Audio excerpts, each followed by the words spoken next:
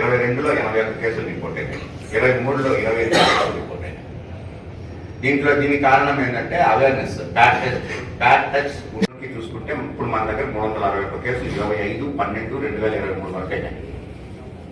అంటే ఇంకా 5 రోజులు ఉంది. ఈ 5 రోజులు తీసుకోవాలి, 25 వరకు తీసుకున్నాం.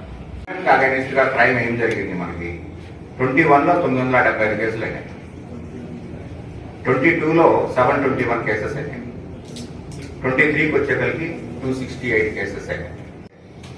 ఇప్పుడు దారి అడుగుతాడు, ముందున్న యజమాని దారి కూడా కొడతాడు, ఎట్లా పోతాడు నా పొలంలో ఆ పెళ్లి, అది ఆ రీజన్స్ ప్రకారం రాసింది. నెక్స్ట్ ప్రభాకర్ బైక్ రానైనా నువ్వే వచ్చేసింది ఇదంతా. 2022 ఏప్రిల్ 4వ తారీఖున ఏర్పడినటువంటి పల్నాడు జిల్లాకు రివ్యూ చేయడం జరిగింది.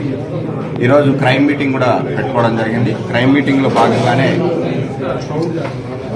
రివ్యూ చేయడం జరిగింది. ఒక్క 2 నిమిషాలు రివ్యూ చేయడం జరిగింది. ఇందులో భాగంగా మనకి క్రైమ్ ఏదైతే ఉందో పల్నాడులో 2021, 2022, 23 సంవత్సరాలతో పోల్చుకుంటే 2023 సంవత్సరంలో దాదాపు మనకి 30% దాకా క్రైమ్ రిడక్షన్ అయింది. ఇది మా డీజీ సారు కూడా రివ్యూ చేశారు. సార్ కూడా ఇక్కడ చూడడం జరిగింది. మొత్తం క్రైమ్ ఎలాంటి ప్యాటర్న్లో క్రైమ్ జరుగుతూ ఉంది ఏంటి అని కొన్ని ఇన్స్ట్రక్షన్స్ ఇవ్వడం జరిగింది. సేమ్ ఇన్స్ట్రక్షన్స్ ఈరోజు క్రైమ్ మీటింగ్లో మా సబార్డినేట్స్ అందరికీ కూడా, ఆఫీసర్స్ అందరికీ కూడా చెప్పడం జరిగింది. దీంట్లో భాగంగానే మనకి థెఫ్ట్ కేసులలో కూడా పర్సంటేజ్ లాస్ట్ ఇయర్తో పోల్చుకుంటే ఈ ఇయర్ బాగా పెరిగి 80% దాకా రికవరీ పర్సంటేజ్, 83% రికవరీ చేశాం. అలాగే 79% కేసెస్ని డిటెక్షన్ చేశాం.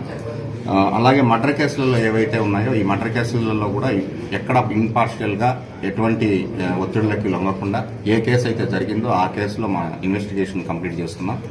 ఎక్కడ ఎటువంటి వివాదాలకు తావు లేకుండా ఈ క్రైమ్ రివ్యూ కానీ క్రైమ్లో ఇన్వెస్టిగేషన్ పార్ట్లో కానీ ఎక్కడ కూడా మా ఆఫీసర్స్ అందరికీ కూడా ఇన్స్ట్రక్షన్స్ ఇవ్వడం జరిగింది.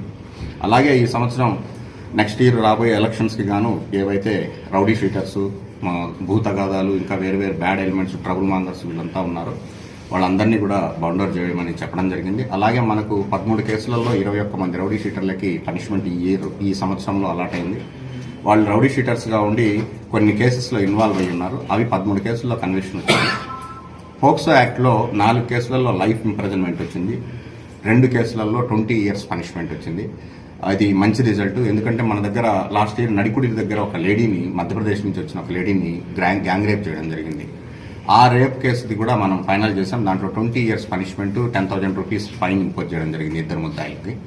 ఇలాంటి సెన్సేషనల్ కేసెస్ ఏవైతే ఉన్నాయో అవన్నీ కూడా ప్రయారిటీ బేసిస్ మీద చేయడంతో మనకు 169 కేసెస్ సాల్వ్ అయినాయి టోటల్గా. ఈ 169 కేసెస్లో 106 కేసెస్కి పనిష్మెంట్స్ పడ్డాయి.